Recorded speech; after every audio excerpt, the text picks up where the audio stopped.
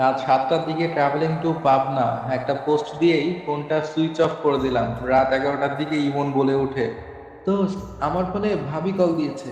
ইমন আমার কথা কিছু জিজ্ঞাসা করলে বলবি আমি কিছু জানি না, শিশির। তাই ভাবি কি মিথ্যা বলবো? শোনা দোস্ত, এটুকু সাহায্য করেন, তাহলে আমার প্ল্যান সাকসেস হবে। আমাকে এতদিন কষ্টে রেখেছিল, তাই এটুকু কষ্ট আমিও দিতে পারি। শিশির, তুই অন্যভাবে কষ্ট দিতে পারিস, তাই বলে একটা মানুষকে টেনশনে রাখা ঠিক হবে না। টেনশনে যদি স্ট্রোক করে তখন? ইমন শোনা, আমি জানি আমার বউয়ের প্রেশার নাই, তাই স্ট্রোক করার ঝুঁকি নাই। বড় জোর কান্নাকাটি করে বাড়ি তুলে ধরতে পারে।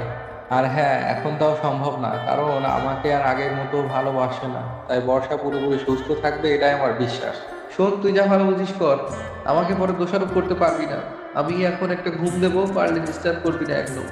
আচ্ছা, ঘুমা। মা, ঘুমিয়েছো? না, বল বর্ষা, শুনছি। মা, তোমার জামাই আজকে আসছে, তোমরা কি কিছু জানো নাকি? না তো, কই জানি না। কখন রওনা দিয়েছে? ফেসবুকে পোস্ট দেখলাম, তাতে তো মনে হচ্ছে রাত 7টায় রওনা দিয়েছে। মা, এত সময় তো বাসায় পৌঁছে যাওয়ার কথা। তোর বাবার কাছে শুনে নেই, তাকে জানিয়েছে নাকি? এই শুনছো, শিশির কি তোমাকে কল দিয়ে আসার কথা বলেছে?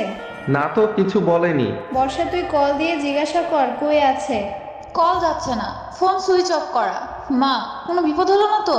ধুর, কি বলিস! ঈদের রাস্তা জ্যাম, তাই হয়তো লেট হচ্ছে। এত চিন্তা করিস না, শুয়ে পড়। বর্ষা মায়ের রুম থেকে চলে আসলেও মনটা স্থির করতে পারছে না। কোনোভাবেই শিশিরের সাথে যোগাযোগ করতে পারছে না। অনেকগুলো বন্ধুদের কল দিয়েছে, কেউ শিশিরের খবর জানে না। বারবার বেলকুনিতে যে উকি দিয়ে আসছে, না শিশিরের কোনো খবর নেই। আচ্ছা, শিশিরের তো কোনো বিপদ হলো না? ওর ফোন কেন বন্ধ?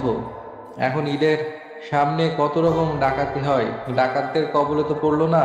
না না, আমি কি ভাবছি? আমার শিশিরের কোনো বিপদ হতে পারে না। বর্ষা অজু করে এসে নামাজে বসে শিশিরের জন্য কান্নাকাটি করে, যেখানেই থাকে ভালো রাখার দোয়া করতে থাকে। এদিকে পারিনের কান্নার আওয়াজ পেয়ে তাড়াতাড়ি মোনাজাত শেষ করে যেই পেছনে তাকায়, দেখে শিশির বিছানায় বসে ফারিনকে আদর করছে। বর্ষার মুখে হাসির রেখা ফুটে ওঠে। আল্লাহর কাছে শুকরিয়া আদায় করে। আপনি এত নামাজি হলেন কবে থেকে? মেয়ে কাঁদছে তবুও কানে যায় না? তুমি আসলে কখন? দরজা কে খুলে দিল? আম্মা খুলে দিয়েছে। তোমার ফোন বন্ধ কেন? ফোনের চার্জ ছিল না, তাই বন্ধ হয়ে গিয়েছিল। এই যে আমার আম্মুটা, উঠেন উঠেন, বাবা এসে গিয়েছে। বাবার সাথে গল্প করতে হবে না? একটাবার তো কল দিয়ে বলতে পারতে আমি আসছি, আর ফোনে চার্জ নেই, চিন্তা করো না। বলার মতো প্রয়োজন দেখি নাই, কারণ আমার জন্য কেউ আর চিন্তা করে না। এতদিন একা রেখে আসছে, একটাবার কল দেয়নি, আমার খোঁজ খবর নেয়নি, আমি কেমন আছি জানতে চাইনি। বর্ষার মুখটা নিচু করে আছে, সেরই সময় হয়ে গিয়েছে, তাই শাশুড়ি মা এসে আমাকে হাত মুখ ধুয়ে নিতে বলল। আমার আম্মুটা বাবা মার ঝগড়া শুনে আবার ঘুমিয়ে গিয়েছে, তাই শুয়েছিলাম। সেহরি খেয়ে এসে দেখলাম বর্ষা ফারিনকে নিয়ে শুয়ে আছে, চোখ বন্ধ করে কি যেন ভাবছে। মায়ের কাছে শুনলাম আমার ফোন বন্ধ পাওয়াতে বর্ষা খুব টেনশন করছিল। যা খুব টেনশন করাতে প্রমাণ হলো ও আমাকে আগের মতোই ভালোবাসে, শুধু আমার বোঝাটাই ভুল। ও যেভাবে আমাকে চেয়েছে আমি হয়তো সেভাবে টেক কেয়ার দিতে পারিনি। আমি অফিস থেকে আসার সাথে সাথে বর্ষা বলে ওঠে আমি নাকি আমার কলিগ উর্মির সাথে প্রেম করি, এটা নাকি ওর কাছে লুকিয়েছি। শুনেই তোমার মাথা গরম। মিথ্যা কথা শুনলে যা হয়। বর্ষা, তুমি কি পাগল হয়ে গেলে? কি যাতা বলছো? হ্যাঁ, তোমার গার্লফ্রেন্ড আজ এসেছিল, এসেই তোমার কলিগ পরিচয় দিল, আর তোমার বাবা মার খোঁজ করছিল। যখন কাউকে পায়নি তখন আমার পরিচয় জানতে চায়। আমি যখন বলে দিলাম আমি মিসেস শিশির, তখন অবাক হয়ে জিজ্ঞাসা করে, কি শিশির সাহেব কি বিয়ে করেছে নাকি? এমন সময় মেয়ে কেঁদে ওঠে। আমি মেয়েকে নিয়ে এসে বললাম বিয়ে করেছে, এই যে মেয়েও হয়েছে। এটা আপনি জানতেন না? আমাদের বাসার ঠিকানা পেলো কই? আর উর্মি আমাদের অফিসে নতুন জয়েন করেছে, তাই হয়তো আমার ব্যাপার নাও জানতে পারে। বর্ষা তখন বলে ওঠে, ও, নতুন জয়েন করেছে।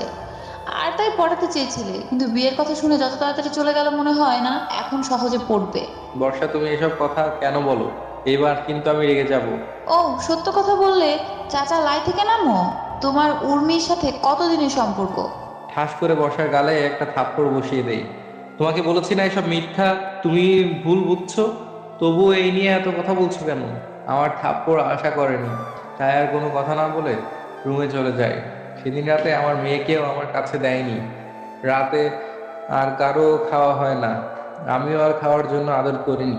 সত্য কথা, বর্ষার উপরে আমার খুব রাগ হচ্ছিল। আমি একটা মানুষ, তার হাজবেন্ড হই, আর আমার কথা বিশ্বাসই করে না। নিজে যেটা বুঝবে সেটাই করে। ঘুম ভাঙলো ঠিক অফিস টাইমে, কারণ আজকে সে আমাকে ডাক দেয়নি। তাড়াতাড়ি রেডি হয়ে অফিসে চলে যায়। অফিস থেকেই শুনি বর্ষার ভাইয়ের সাথে বর্ষা তার বাবার বাড়ি চলে যাচ্ছে। আমি বর্ষাকে কল দিলাম, তার এক কথা, মনটা খুব খারাপ হয়ে গেল। আমার আর বর্ষার মাঝে যাই ঘটে যাক না কেন, তাই বলে বর্ষা আমায় ছেড়ে চলে যাবে? আমার পিচ্চি মেয়েটাকে আদর করা থেকে দূরে রাখবে? নিজের ভাগ্যের উপর নিজেরই রাগ হচ্ছে, কি করব। আমার অস্থিরতা দেখে রাশেদ বলে, কি রে, তোকে এত টেনশনে দেখাচ্ছে কেন?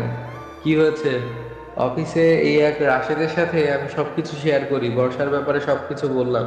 তো রাশেদ বুদ্ধি দিল, যেতে দে, কয়দিন থেকে আসুক, আর তোদের ভালোবাসাটা আরো মজবুত হবে। তুই বেশি কল দিবি না, আর ভাবি কল দিলেও একটু অ্যাভয়েড করবি। দেখবি ভাবি নিজেই তোর কাছে ক্ষমা চাইবে এবং নিজেই ফিরে আসবে। তারপর 10 দিন বর্ষার সাথে কথা হয়নি, শুধু শ্বশুর বাবার সাথে কথা হয়েছে। ফারিনের খোঁজ খবর নিতাম। আমার বাবা মা কেউ নাই, শুধু একটা বোন আছে, তাও বিয়ে হয়ে গিয়েছে। মামার কাছে মানুষ হয়েছি। মামাই বর্ষা আমার সাথে বিয়ে দিয়েছিল। বর্ষাকে শাস্তি দেওয়ার জন্য আজ পাবনায় আসার সময় ফেসবুকে পোস্ট দিয়ে ফোন বন্ধ করে দেই। বর্ষা 11-12টার দিকে একবার ফেসবুকে যায়, তাই দেখে টেনশন করবে, সেই জন্য এই প্ল্যান করেছি। এই, তোমার ফোনে নাকি চার্জ নাই? এই যে দিব্যি দেখছি 54% চার্জ। ভাবনা ভাঙলো বর্ষার কথায়। না মানে, ও মানে, বুঝেছি, ইচ্ছে করে এমন করেছো, শুধু শুধু আমাকে কষ্ট দেওয়ার জন্য। এই নে, বর্ষা সব বুঝে গিয়েছে। আমি ইচ্ছা করে এরকম করেছি না, তবুও নরম হওয়া যাবে না। এখনো আমাকে কষ্ট দেওয়ার মূল্য ওঠেনি। আমি জার্নি করে এসেছি, আপনি কি এরকম জেরা করে যাবেন, নাকি আমাকে একটু ঘুমাতে দিবেন? আমার দিকে অগ্নিদৃষ্টিতে তাকিয়ে আছে, মনে হচ্ছে এখনো আমার উপর বোমা পড়বে। বোমা পড়ার ভয়ে তাড়াতাড়ি শুয়ে পড়লাম আমার আম্মুটার পাশে। একটু পরে লাইট নিভিয়ে বর্ষা ফারিনের অন্য পাশে শুয়ে পড়ে। সকাল সকাল ঘুম ভেঙে যায় আমার আম্মুটার বাবা বাবা ডাক শুনে। হাত পা নাড়িয়ে একা একাই বাবা বাবা করছে। ওর বয়স 11 মাস, তাই এখন বাবা দাদা বলে ডাকে। পাশে তাকিয়ে দেখি বর্ষা এখনো ঘুমাচ্ছে। আহ, এই ঘুমন্ত মুখটা কতদিন দেখি না। ও আসলে যতটা রাগী, ততটাই মনে মায়া ভালোবাসা মনে, কিন্তু রাগটাই প্রকাশ করে। এই মায়া ভালোবাসা এগুলা প্রকাশ করে না। বর্ষার ঘুমানো দেখে মাথায় দুষ্টুমি বুদ্ধি ভর করলো। এই বর্ষা আপু, এই বর্ষা আপু, ঘুম ছাড়েনি? উঠো, উঠো না।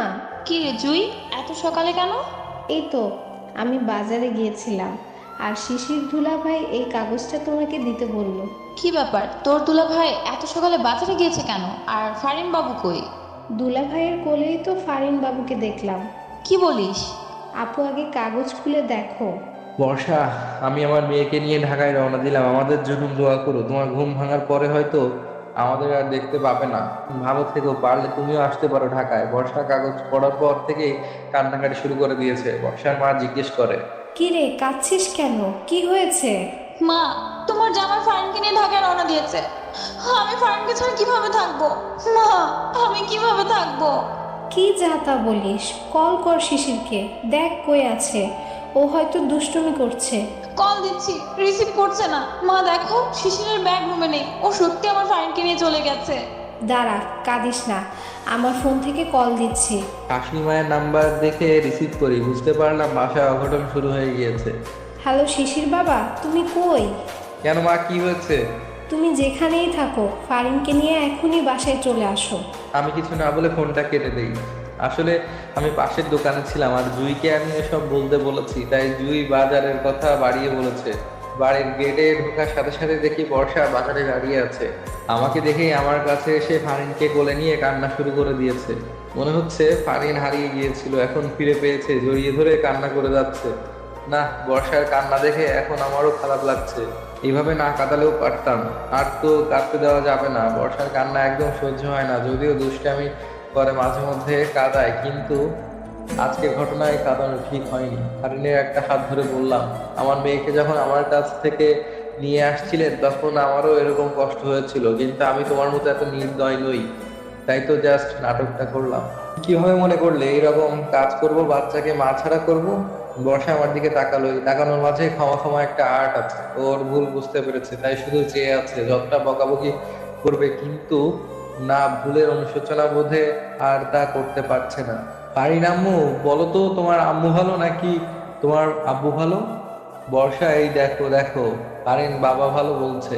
এবার কান্না থামিয়ে বর্ষা বলে ওঠে, বলছে বাবা পচা বাবা। না না, আমার আম্মু বলতেই পারে না এটা, তাই না আম্মু? পারিন আমার কথা শুনে খিলখিল করে হাসছে। যে কেউ কথা বললে হাসবে এত আলাপি হয়েছে মেয়েটা। বর্ষা বলে ওঠে, আচ্ছা, তোমার ব্যাগ কই? ব্যাগ এখানে থাকবে কেন? ব্যাগ তো রুমে।